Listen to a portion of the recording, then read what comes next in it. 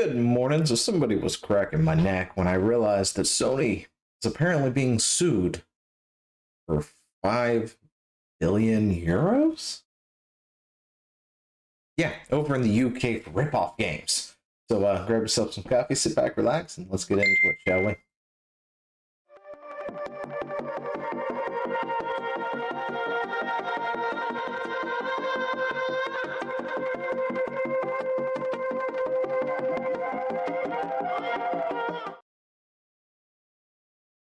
Yeah, apparently Sony is in the process of being sued over rip-off games. I'm pretty sure I said this back when we talked about Google and Apple and Epic.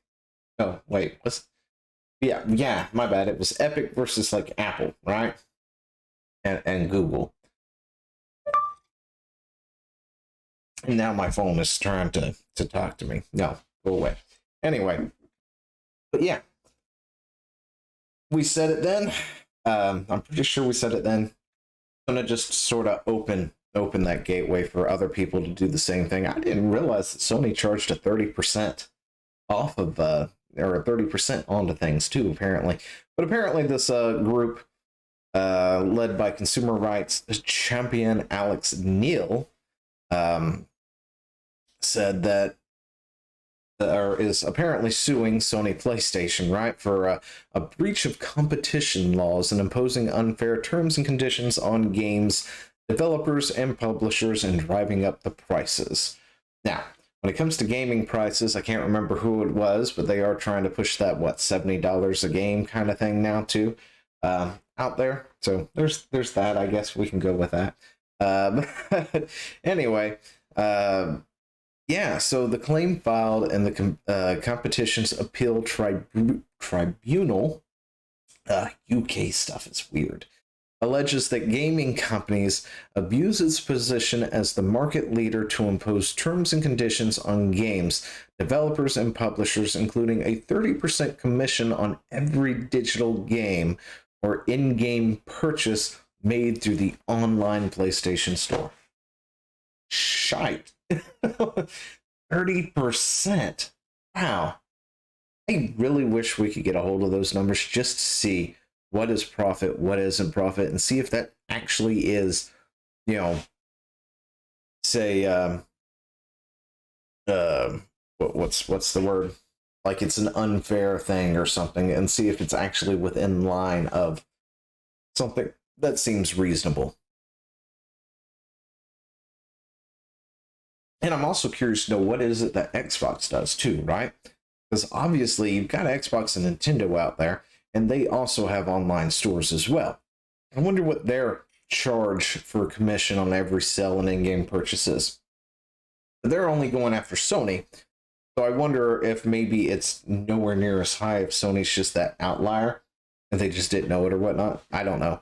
Anyway, they apparently believe they've got a really strong case, or else we wouldn't be doing this, Mr. Neil told the BBC News. Now, the rest of this are going to be a lot of quotes, right? So it is a big undertaking to take on a company like Sony. With this legal action, I am standing up for millions of UK people who have been unwittingly overcharged, she said. Oh, wait, Neil is Miss. Oh, my bad. I'm so sorry. I thought you were a sir. Anyway, we believe Sony has abused its position and ripped off its customers. The actions of Sony are costing millions of people who can't afford it, particularly when we're in the midst of a cost of living crisis and the consumer purse is being squeezed like never before. Yeah. So my take, is it really? I mean, listen, I understand money's tight for a lot of people, right? Money's tight for a lot of us for various reasons, and it didn't get any better, when the pandemic hit and all this other stuff. I mean, it was good for a bit, but then pandemic and all that stuff and everything, money got really tight, prices went up everywhere.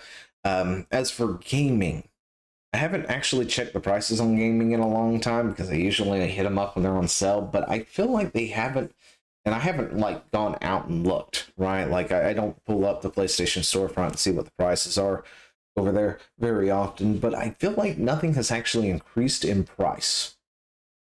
I mean, correct me if I'm wrong. Maybe they had, maybe they've all fully gone into the $70 thing. And since I don't exactly own the current gen, I still own a PS4. And I hadn't seen that as a result, because I don't own it and I don't really go to Walmart that often and look at the games, so I don't see them at $70 price tags or anything. But I feel like everything has kind of been the same cost-wise. Yeah.